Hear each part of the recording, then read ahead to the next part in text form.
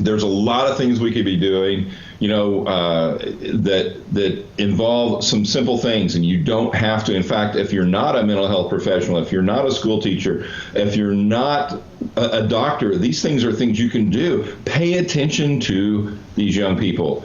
When you're around them, get them to put their phone down. Go out to eat with them. Put your phone down, turn it off in front of them, and ask them to do the same. It's like, look, you're a priority for me right now. I want you to do that. And I'm showing you I am a priority. You don't have to necessarily tell them that, but you're going to mimic that. And ask them how they're doing. Don't be afraid to talk about self-harm. Are you thinking about hurting yourself? Or would you rather be gone? Do you have a plan? Those are all important, valid things to ask.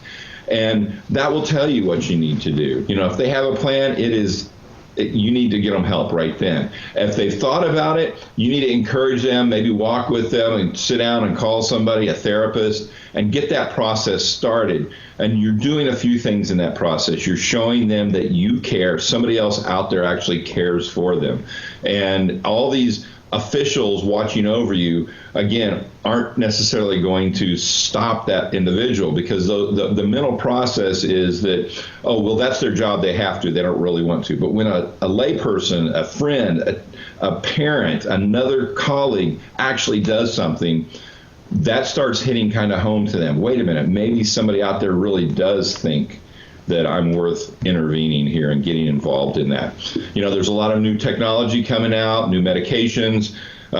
We're actively doing research right now with ketamine and some things like that, and we're coming up with some really great outcomes. We're trying to get some NIH money to try and get this proposed and have a real hardcore study done. There's a lot of things out there that are happening, but the most important thing is be involved. Don't be afraid to ask.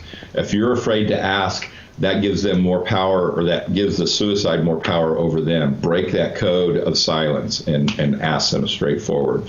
The military officials, they're doing all these things. It's still not getting down into the trenches.